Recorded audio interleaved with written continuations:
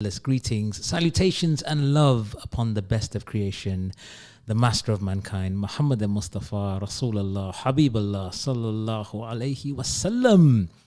Assalamu alaikum wa rahmatullahi wa barakatuh. Marhaba, ahlan wa sahlan, karibu, bienvenue, welcome, and all of that good stuff. Brothers and sisters, Ramadan Radio is back. This is me, brother Irfhan, checking in for another episode of Drivetime, your favorite afternoon show where we bring you the very best of Muslim personalities and shine a light on the amazing work that they're doing to bring you some education, inspiration, and a bit of entertainment as well.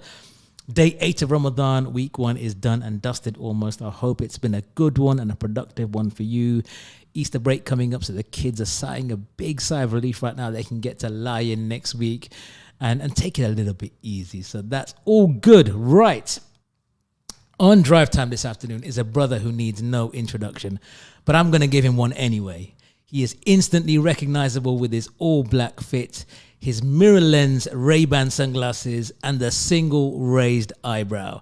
He's best known for his global internet TV channel that boasts over 1.9 million subscribers and almost 400 million video views. He is the king of content creation, a tech titan, and influencer extraordinaire. I'm talking about none other than Safwan Ahmed Mia, aka SuperSaf. Assalamu alaikum, brother. Wa alaikum salam, brother Irfhan. Jazakallah khair for that intro. That's a very, very nice intro. Thank you so much. Do you like that? Yeah. Yes. Do you reckon I could be your intro guy? Yeah, you could do. You could be the hype man. The hype man. Listen, Saf, Jazakumullah khair for coming in. I know it must be mad busy for you with everything that you're doing. So really, really grateful. Thank you for gracing the Ramadan Studios here on Evington Road. I want to talk a bit about, first of all, your 2022 British Muslim Man of the Year Award, Services to Creativity and Technology. What's going on there, brother? Alhamdulillah. Firstly, thank you for having me. It's a pleasure to be on and to chat to you in person as well. Being Leicester locals, it's nice to be able to sit here in your studio, mashallah, which I'm very impressed with. You guys are up there with the tech. Does it get the seal of approval, the SuperSaf seal of approval? It does. So you've got the thumbs up. So mashallah, very, very nice work here. And love what you guys are doing. Last year it was the British Muslim Award for Man of the Year, which was really good. So there was one in 2017, which was Services to Technology and Creativity. And last year was the Man of the Year. Okay, so, how does that feel? You know, British Muslim Man of the Year. That's like, okay. Well, what I like about the awards is it's so nice to recognize all the work that lots of Muslims are doing across the UK. And for myself as well, there was people who I met and communicated with and interacted with who I had no idea existed or what they were doing. So just putting a spotlight onto that was something really nice. And obviously being a part of that and also getting the award, alhamdulillah, it's a really, really nice thing to have, having that recognition in the Muslim community in the UK, alhamdulillah. So happy to have got that. I think it's fantastic because I think it adds another dimension to Muslims in general, that we are more than what people just see or like to stereotype or compartmentalize us as a group. So when you're being recognized for what you're doing and the stuff that you're putting out there, I think is incredible. So congratulations. So you've got SuperSaf TV, which is kind of where it all started, right? Yes. And you've then got your podcast, SuperSaf Speaks. Yes. How's that going? So the podcast actually isn't going too well at the moment. No way. Because timing wise, it's just been so difficult to manage everything. So that's been on a bit of a pause. I've also been working with Wahid, which is... that was my next, the Muslim Money guys, right? The Muslim Money guys. It's actually been rebranded to the Muslim Money Experts now because we want to be a bit more diverse. But having that as well as my own podcast, as well as my own channel and everything else that's going on, it did become quite a bit on my plate. Not enough hours in the day sort of thing. Exactly. So my SuperSaf Speaks podcast is currently on pause. Inshallah, it will be starting up again soon. I say soon, but I'm not sure exactly when that's going to be. So yeah, there's a lot going on right now. In terms of the main channel, I mean, alhamdulillah, that's been going on for 11 years now. So in January, it was 11 years. I've been doing it full time for almost 6 years now. So that is kind of the bread and butter. That's where most of my time and energy goes into covering technology, whether that be smartphones, laptops, or anything else. Okay, great. So just on that stuff with Wahid and the Muslim money experts, you had the opportunity to work alongside the likes of Khabib Nurmagomedov, I think I said that right, and brother Paul Pogba. What was that like? Alhamdulillah. So the actual pronunciation of Habib's name is Habib. Habib, not Khabib. Okay, yeah, Habib. Nur Muhammad. Right. Okay, that makes sense. Nurmagomedov, right, is the way, but obviously okay. it's got the Dagestani spelling and Russian spelling there. Lovely brothers. I mean, it was an amazing opportunity. The brothers at Wahid reached out. There's some lovely brothers at Wahid that work there. Asad, shout out to Asad and Umar, my co-host. They got in touch and they were like, we really like what you do. We'd love for you to be a co-host on this podcast. The aim of the podcast is to educate Muslims about Islamic finance and financial literacy and, you know, the dangers of riba. And one of the key ways to do that, and way that you can get that across really nicely, is with some of these brothers who are doing amazing work and are role models for a lot of the youth here as well. So I was on board straight away. There was lots of work that happened behind the scenes, and alhamdulillah, you know, Habib being one of their ambassadors was our first podcast, so we set the bar really high. Lovely brother, and, you know, just somebody who's so disciplined and so many people look up to. We also interviewed Islam Hashev straight after. After the podcast, we prayed Maghrib together. Lovely brother again. This was in Dubai. And then brother Paul Pogba was in Italy. We did that. And again, just got good things to say about these brothers. Lovely brothers who are so down to earth and are so good at what they do, but still so humble. Alhamdulillah. They seem to be great, fantastic role models for our Muslim young people. Indeed. Obviously, I mean, for young Muslims right now, like when I was growing up, and I'm sure, Brother Irfhan, when you were growing up as well, there weren't many Muslim role models that we had, right? So seeing these brothers now who are like at the top level, right? Not just within a bubble or a particular niche. No. They are at the top of their game across the board, worldwide. And alhamdulillah, so good to see. Okay, Jazakallah. Right, so I want to take you back in time right now, Saf. So you're a graduate from De Montfort University, mashallah, first class in multimedia computing.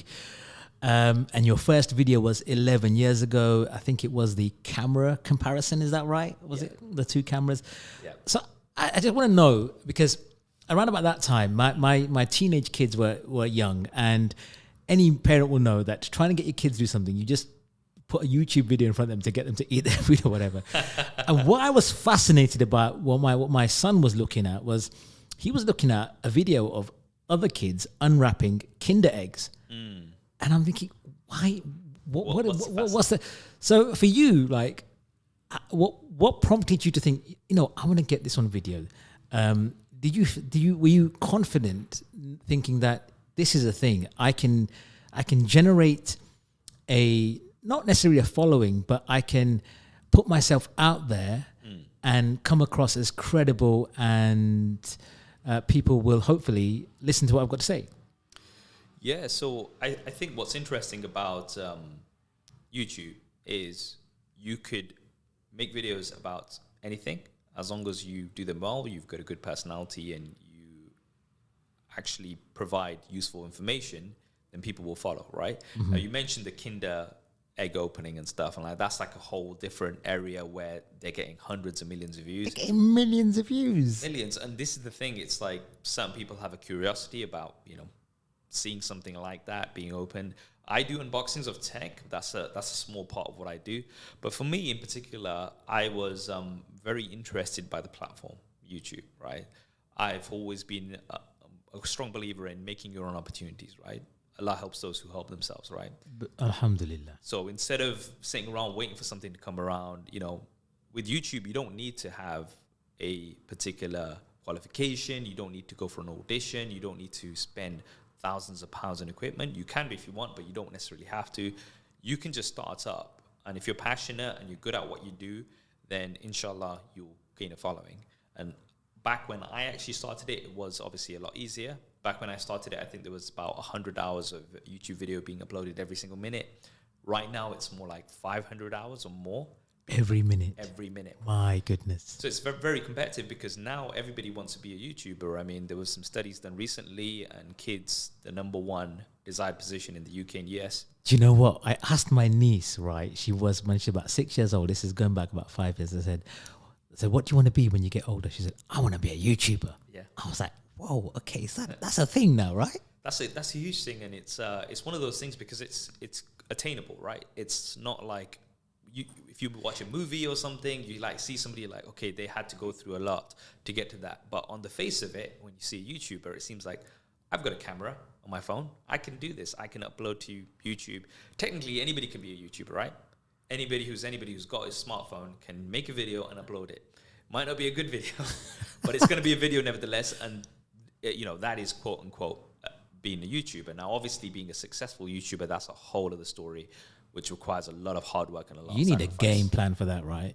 Yeah, I mean, so with me personally, I'm somebody who kind of just goes with the flow, leaves it to Allah. Do you think it's that authenticity and that natural way you come across that makes it appealing to viewers? Because sometimes you see some that are really stage managed or very polished, and you think, yeah, not my vibe. Yeah, so this is the thing. I think one of the things about YouTube in particular is it's almost like you're speaking to a friend, for instance, or you're listening to a friend, right? You're looking into the camera, you're talking, you're addressing the audience like they're people you know. Whereas if you see somebody that's on a TV show, for example, it's not really, there's quite a disconnect. There's not that inclusive feel that you normally get from, say, a YouTube video.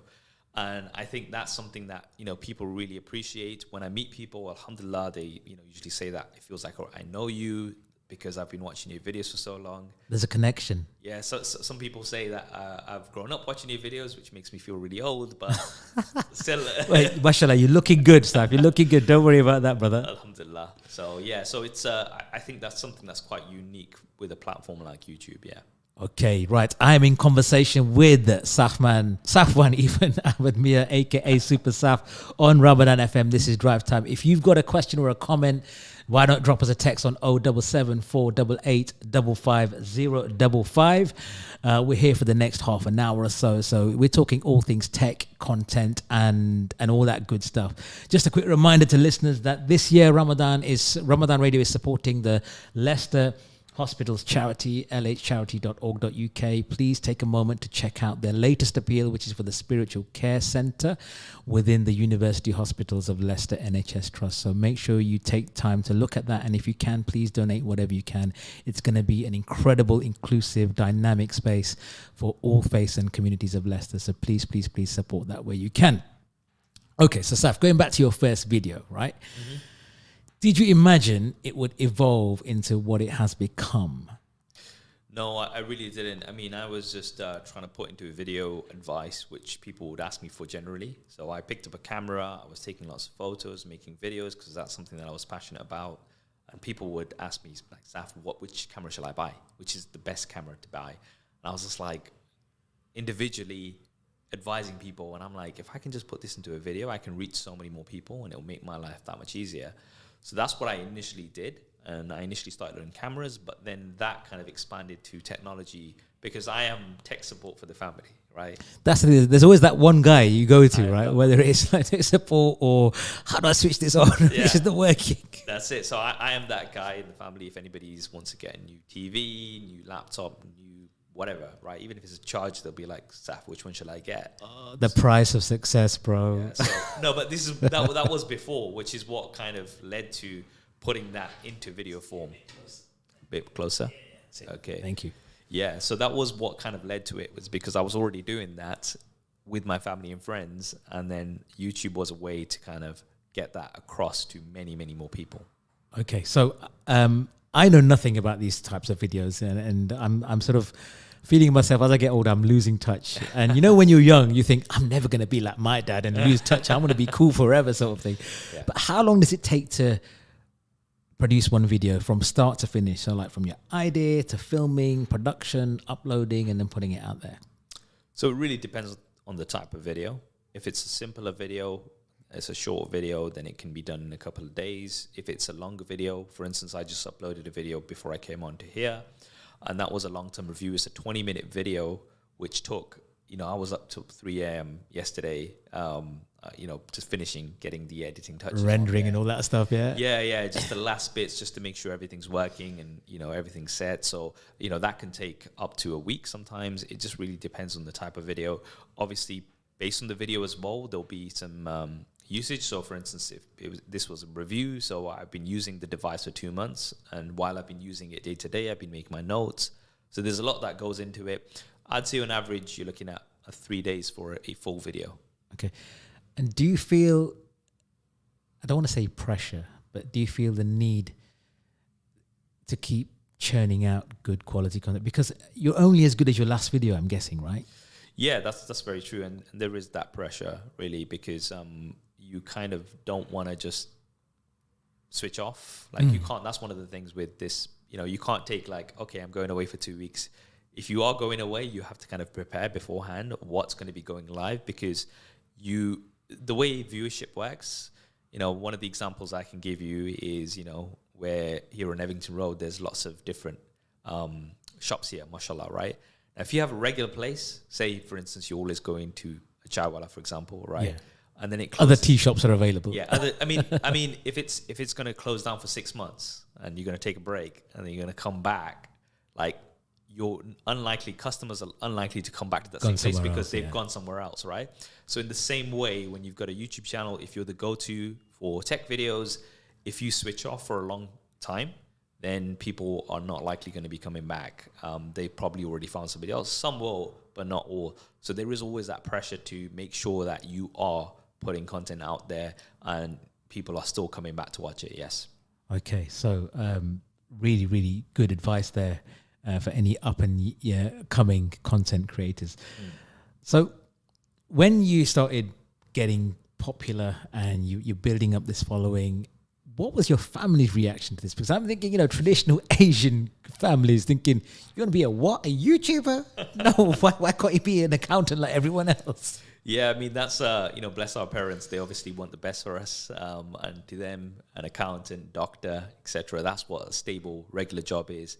And, you can't blame them for that because of the challenges they had when coming to this country. So totally understand where they're coming from. But, being a YouTuber, that's something that's not really, well, especially back when I started it. Alien to them must have been. Completely alien. I think the first time that my parents really kind of appreciated it and realized, because I remember I had the 100,000 subscriber plaque and I showed it to my parents and they were like, oh, okay. And they were kind of like, couldn't understand what is this he's showing. What kind of musty is this guy doing on the side? Yeah, they're just like, oh yeah, well done, beta, and that's it. But like, not really understanding what it was. I think the first time they really appreciated it and understood was one when I came in the newspaper, and then they actually saw an article on me in the newspaper, and the other time was the first time I was on TV.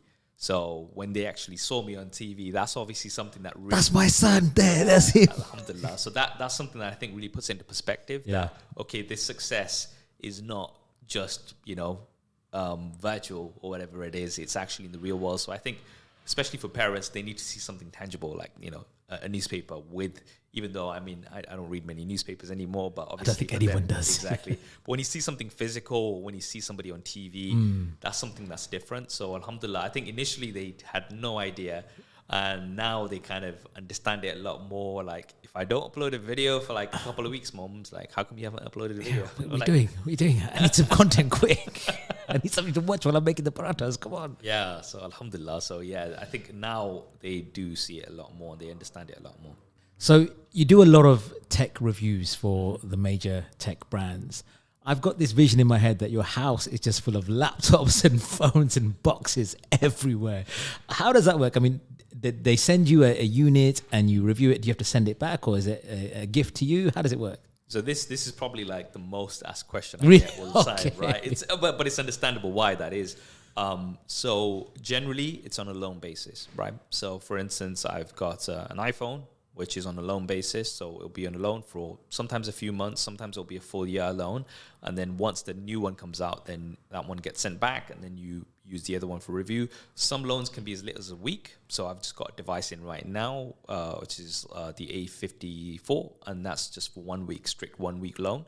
So that's generally how it works, which means I have to keep the packaging in the boxes for everything that comes in, because it also has to go back in the same boxes, which means there's a lot of boxes, because there's a lot of, you know, they're like the delivery guys, the FedEx guys. They all know you. Oh, they all know again. You got your own van. Yeah. So the DPD guys, they'll come in because they know that, okay, they've dropped this off right now, and then they'll know that they'll be collecting it back.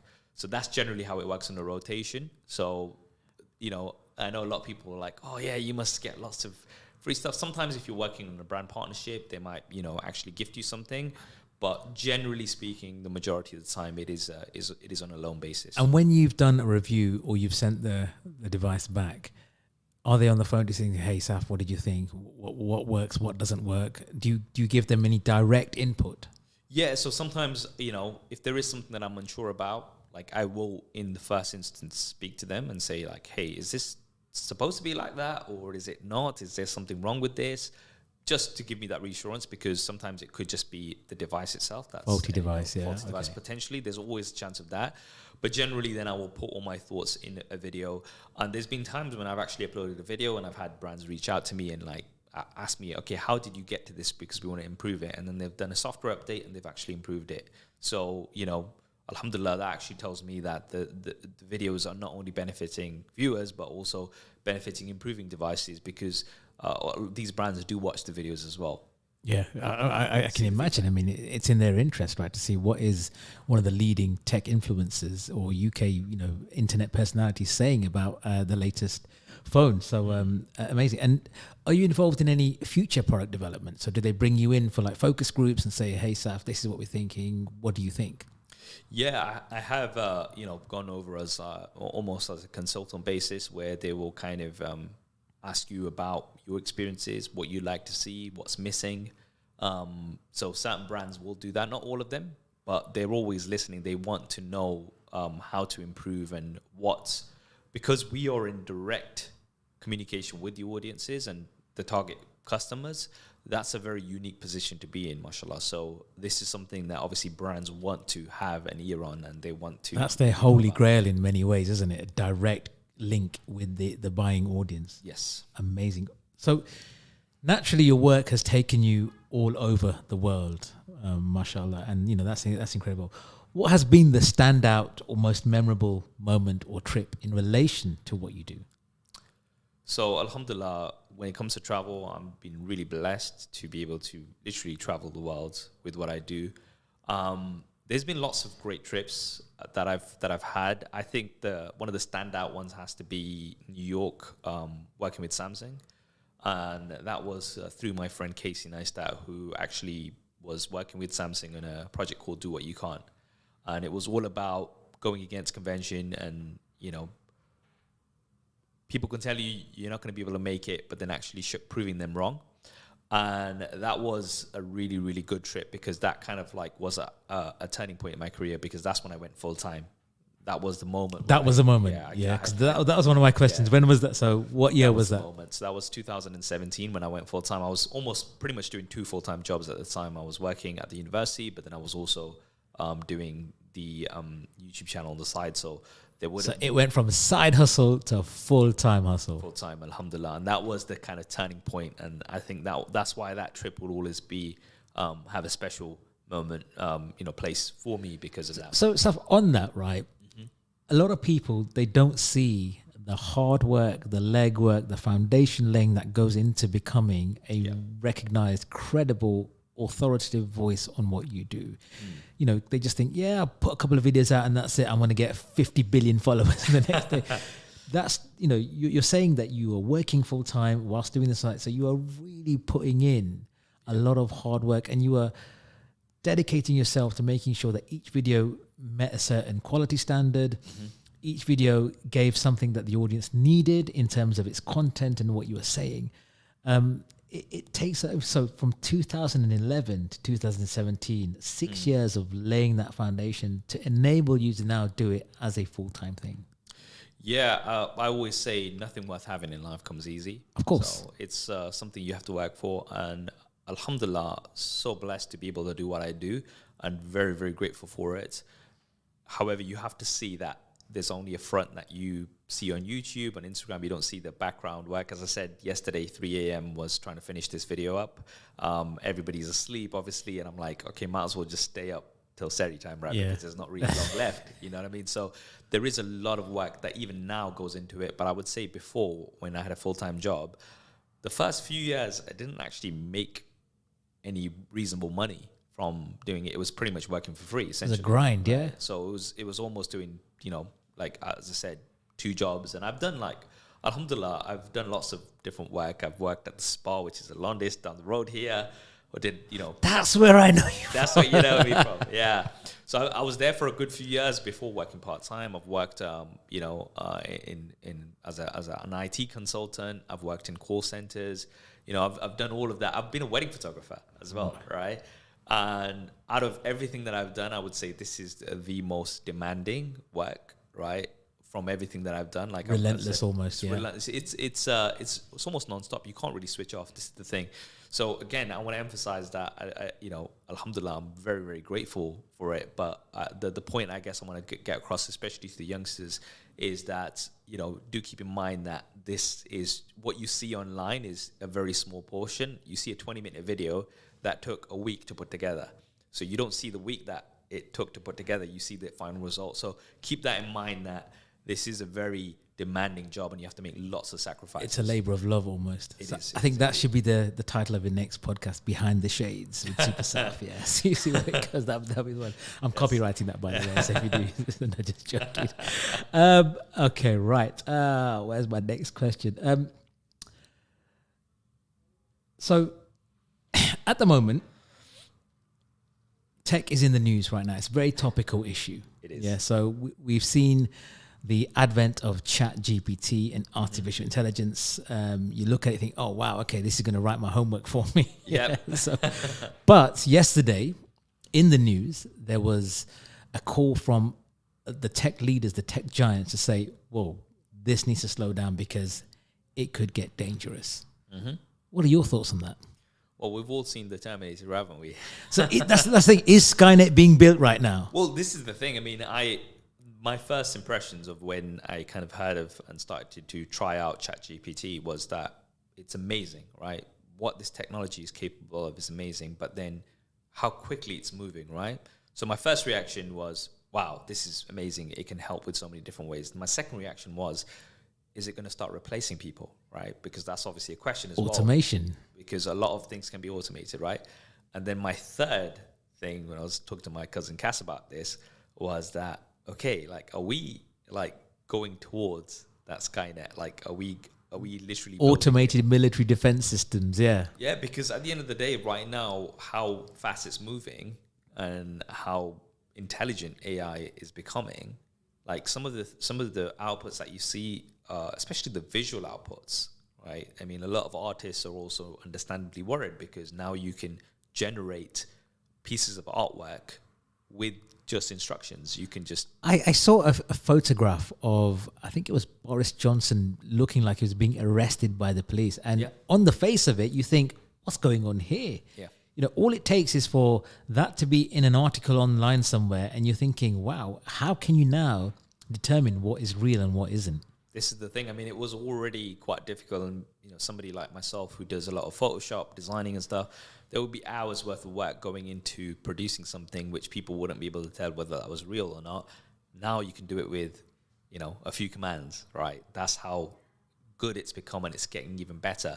So I would be in agreement that I think we kind of need to slow down and kind of see where this is going, because nobody knows, right, what's going to happen in 6 months' time. So I would be quite reluctant because it is moving very, very fast.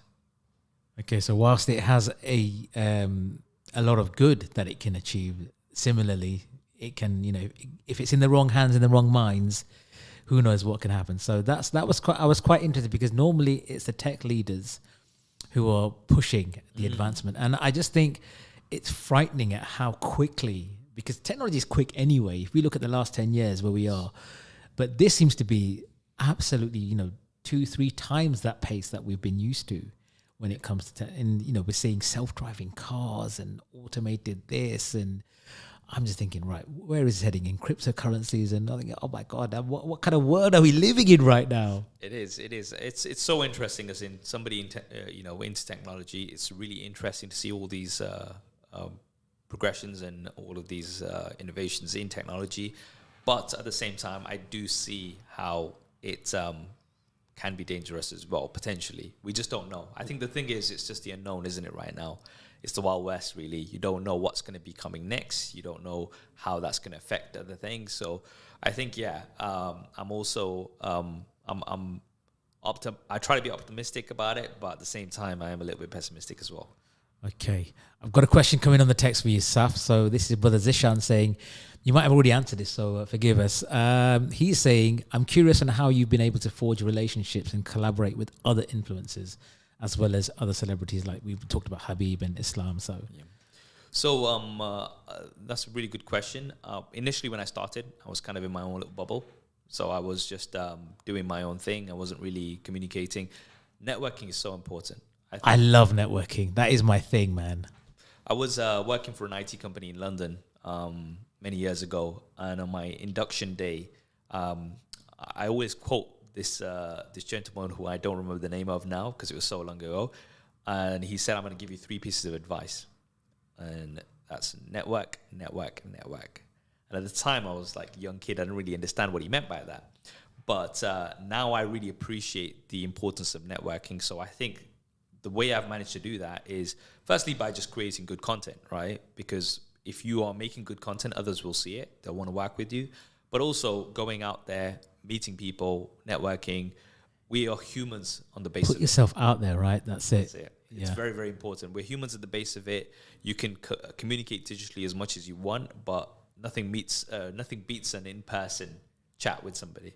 So that's what I would say, that, don't be afraid to go to events, see other people, talk to them, put yourself out your comfort zone. I think that's because, again, in my background with communications, I'm very passionate about our youngsters being visible, going out there, pressing the flesh, talking to people, telling them what they do, building their confidence, and then that opens doors, because it is that old adage, it's not what you know, it's who you know that helps to get you 100%. Further. So another message coming in, I feel even prouder as a DMU alumni, as that's where my fave tech reviewer went. I'm not sure if that's talking about me or you, because I went to DMU as well, but no, obviously. So we've got 2 DMU alumni. Come on, DMU in the house. That's what we're talking about. But that's brilliant. DMU was a really good place. Like, me and my brother studied with me, my friends. You know how they say the friends you meet at university are the ones that you have for life. So alhamdulillah, it's I don't really have any friends. No. That's what my son tells me. Dad, you've got no friends. Yeah, but that's once you're a dad, then it's just like, that's it. Sorry, you're not cool anymore. Okay, people of Ramadan Radio, this is Drive Time with SuperSaf in the house right now, talking all things tech. We got about 10 minutes or so before we have to let the good man go. But before that, we got a few more questions. If you've got a question for Saf, drop us a text on 077 488 55055. Saf, you ready for a quick fire question round? Let's do it. All right. Okay, here we go. Fave gadget of all time? Smartphone. Can't you say smartphone? Which one? Any particular? It changes so much for me, doesn't it? Okay. So I would say that the game changer was the iPhone. The iPhone. Okay. That changed everything. iOS or Android? I literally have both with me right now. I always have. Always on the fence. Okay, they just want to upset here. Anyone? Mac or PC? PC for desktop. Mac for laptop. Okay. Sega or Nintendo? Sega. Yeah, come on. Yes. FIFA or PES? So I haven't really played either of them, but I'll say FIFA because I played that more back in the day on Sega. Okay. On my Master System. No, actually, Mega Drive. Master System was... Mega Drive was the one. Mega Drive. Sonic the Hedgehog. Come on. Yeah, you know what I'm talking about. That's the one. Definitive game-changing game. Video game. Game-changing game. Grand Theft Auto. Yeah. Purely because of the scale of what it did, right? Yeah. I remember playing the very first one where they had the top down.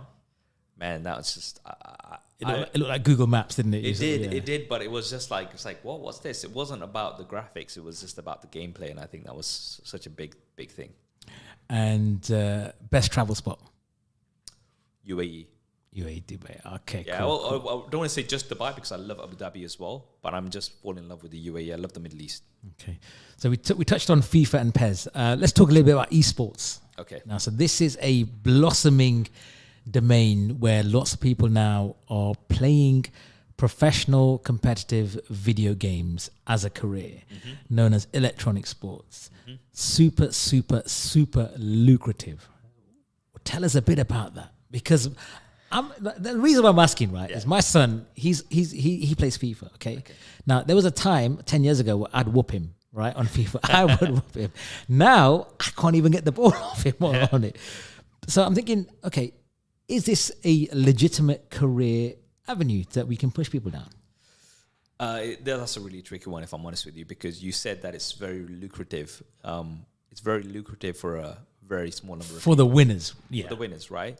And in the same way, when I'm looking at YouTube, like remember I said 500 hours of YouTube have been uploaded every single minute, right? How many of those 500 hours are actually good quality content that people are going to watch, right? It's very, very challenging, especially in areas like social media and esports. It's very, very competitive. So I don't want to sit here and be one of those guys like, yeah, go for it, be one of those motivational speakers, because you have to be realistic at the same time, right? How much time are you going to invest into that? Do you have a backup plan if it doesn't work out? There's a lot of things that you have to consider, because remember, I had a full-time job while I was running this, right? Until the point where I felt, Bismillah, I'm happy for this to, be my full-time thing, right? And then I made that transition because it's very uncertain, right? So I think, yes, if you're passionate about something and you're good at something, do it. Do go ahead and chase that, whatever halal dream that you have, go and chase that. But be mindful and be realistic as well. Like, don't just be like, okay, here's all my eggs in this one basket. It didn't work out. That's it. I'm just going to now be depressed or something like that. So I think it's very important to remember that as well. Wise words. I mean, imagine if we have like AI esports where no one can beat the computer. It literally will become like the Terminator. Oh my goodness. Well, there you go. I mean, I'm not sure if you heard about one of the big conversations about AI was the chess player, like the AI chess, and it actually beat the number one chess player in the world, like easily. And that just goes to show you how good AI is getting. So obviously chess is on a kind of lower scale, but then once you kind of... You know what? Yeah. Let's just pull the plug now. AI, you're going in the bin. I'm happy with my Nokia phone. Thank you very much. Yeah. All right, Saf. So another question for you. Who is your all-time tech hero?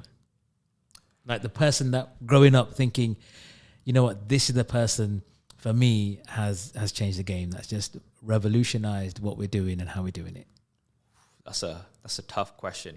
It might have been Elon Musk before he ruined Twitter. It might have been him before that. I think Steve Wozniak on the tech side. Met him at Apple Park. Lovely, lovely guy. I saw a picture of you on LinkedIn with him. Yeah, that was fun. What was that like, going to the home of Apple and meeting the luminaries like that?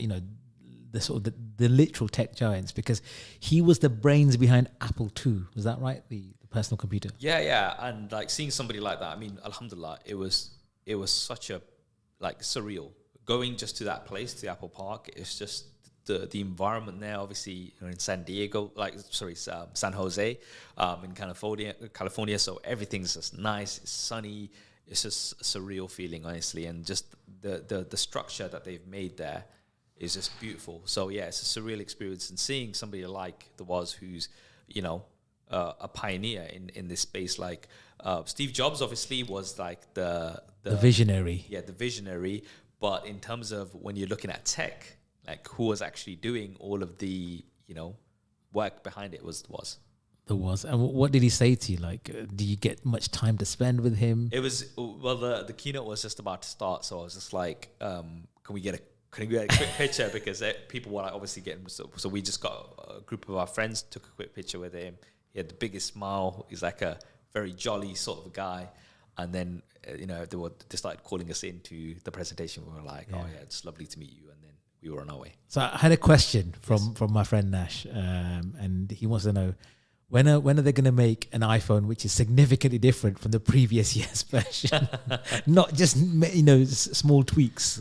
Well, I think this is the thing with technology. It's come so far to a point right now where you can't really buy a bad smartphone, can you? If you buy a new smartphone, you can't. Yeah, you can't buy a bad smartphone. They're really, really good, all of them, right? I can see that you've got, an iPhone over there. It does the job. It does everything really well. So it's, generally what you're going to be getting are tweaks. So my advice always is upgrade maybe every 2 to 3 years, right? That's my sort of thinking, because if you look at 3 years ago and you look at now, there's a lot more improvements, whether it be the display, cameras, battery life in particular, right? There's all of these improvements. So my general advice is 2 to 3 years is an upgrade where you'll actually notice differences. I think that's the thing. Apple's marketing and Samsung's marketing is so powerful that the moment they release a new version of their latest phone, you just think, I want that. There's something in your brain going, I want that, I need to have it. And there's something very satisfying when you unwrap a new box and you peel off the film off the screen, you think, yes, I've got a new phone. But then 10 minutes into it, you think, well, it does the same thing that my other phone did. And again, it depends on what you want to get out of your device, right? So like right now, there's people who will never use the ultra wide camera on their phone. They don't even know it exists, right? And I'm just like, you've got so much potential in your own smartphone. Like whenever I talk to people, I show them something new. Some of my friends, I'll show them like on the Samsung DeX, which is your ability to wirelessly connect to a TV with a desktop experience, which is great if you want to if you want to do emails and stuff, instead of doing it on your phone, you could just connect it to your TV. Things like that. I'll show people and they're like, what? Use tip or trick, and they'll be like, whoa, I had no idea my smartphone that I've had in my pocket for this long actually did this. I think that's it. It's just text and phones and maybe the odd email and surfing or Snapchat, TikTok stuff. Another question in Assalamu alaikum, how is this program? We're going to ignore that. Don't worry about that. That's fine. People, horses for courses. If you don't like the content, you don't have to listen. There are plenty of other platforms out there where if you want to become a Maulana, then go for it. But we are trying to diversify our content. But apologies on behalf of everyone to yourself for that. So right, we're almost coming to the end of the program. Again, thank you so much for giving us your time. I know it must be really busy. Are you aware of any good Islamic applications that we should be using or we could be using or utilizing as part of our day-to-day lives? Is there anything that you use in particular? So personally, I use the Quran.com app whenever I want to listen to the Quran or follow along or see the translations. I've been recommending Quranly. I've actually not had a chance to test it out from one of my friends, Dilly, who actually recommended that to me last week. And I've installed it, but I've not had a chance to check it out myself. So those are the two kind of main ones that I've been doing. But personally speaking, I generally will go on to YouTube to watch talks and lectures and podcasts, right? Because there's so much knowledge out there and there's so many people who have spent so much time, studying certain topics and things which you can learn so much from just by listening. And I'm somebody who likes to just kind of plug something in while I'm doing something else. And especially in Ramadan, it's, I can be listening to all the tech that I want, but if I'm listening to something that's meaningful and that's actually going to give me knowledge and inshallah make me a better Muslim, inshallah, then that's what I would do. There's an endless catalog of content out there which you can find very, very easily. Okay, right. And one last question is, what does the future hold for SuperSaf? What's the vision? What's the goal? Have you got something in mind that you're working towards that you can share with us?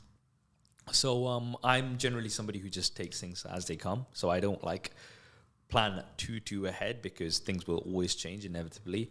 But alhamdulillah, we now have a new studio space which we're working on, trying to get together where we can, have more space to be creative. We've got additional members to the team that are coming as well, inshallah. So that's what you can see. You can hopefully, inshallah, see more interactive content that you will enjoy, hopefully, and more creative content as well, inshallah. Okay, well, we're gonna wrap it up there. As they say, that's a wrap. Thank you so much, Jazakumullah khairan, Safwan. Wishing you a blessed remainder of the month. Quick last message to our listeners. just want to say Ramadan Mubarak. This is a blessed month. We're already 8 days in. So inshallah, make the most of it. And please do keep me and my family in your du'as. Definitely. And please come back and visit us again very soon. So this is Drive Time with Brother Irfhan. Stay tuned. Tomorrow we've got a young upcoming Nasheed artist, Abdul Sattar, on the program. So make sure you tune in from 5 p.m. It's been fantastic speaking to SuperSaf here in the studio. Stay safe, guys. Look after yourself. Look after each other. Remember, all of us in your du'as. A big thanks to the Ramadan FM team for all their hard work. And I'll be back tomorrow. Salam.